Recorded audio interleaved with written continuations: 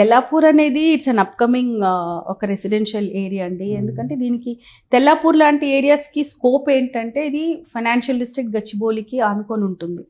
So మనకి నల్లగండ్ల చూసుకున్న తెల్లాపూర్, కొల్లూరు, ఇప్పుడు కొత్తగా అందరికీ వినపడే మోకిల, ఇవన్నీ ఏంటంటే these are purely residential areas. ఇక్కడ మనకి ఐటీ సెజ్ అలాంటివి ఏమీ లేవు.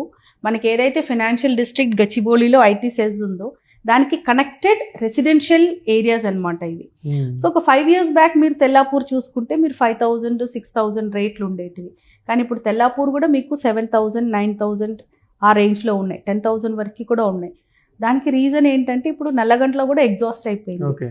సో సిటీ ఎక్స్పాండ్ అవుతూ నల్లగండ్ల వరకు వచ్చి ఆగిపోయింది ఒకప్పుడు. ఇప్పుడు ఏంటంటే నల్లగండ్ల నుంచి ఇప్పుడు తెల్లాపూర్ స్ట్రెచ్ వెళ్ళిపోయింది. సో నల్లగండ్ల కూడా ఇప్పుడు ఎగ్జాస్ట్ అయిపోయింది. ఓకే, ఇప్పుడు నల్లగండ్ల దాటి ఇప్పుడు తెల్లాపూర్ రీచ్ అయ్యాం. అండ్ తెల్లాపూర్లో కూడా ఇప్పుడు సేమ్ ఇలాంటి ప్రైజెస్ ప్రివేలింగ్ ఉన్నాయి. సో తెల్లాపూర్లో తీసుకుందాం అనుకునే వాళ్ళకి ఇంకా ఏ ప్లేస్ అయితే బెస్ట్ అనే ప్లేస్ ఏదైనా హైదరాబాద్లో ఉందంటారా? సో అలాంటి ప్లేస్ ఏదైనా సజెస్ట్ చేస్తారా? ఎందుకంటే కొంచెం రేట్స్ తక్కువ ఉండేది. ఇప్పుడు తెల్లాపూర్లో ఇన్వెస్ట్ చేయాలనుకున్న వాళ్ళ budget maximum 5,000-6,000 or 7,000 per SFT rate. అలాంటి వాళ్ళే తెల్లాపూర్ వైపు వెళ్తారు. కానీ ఇప్పుడు ఆ రేట్స్ కూడా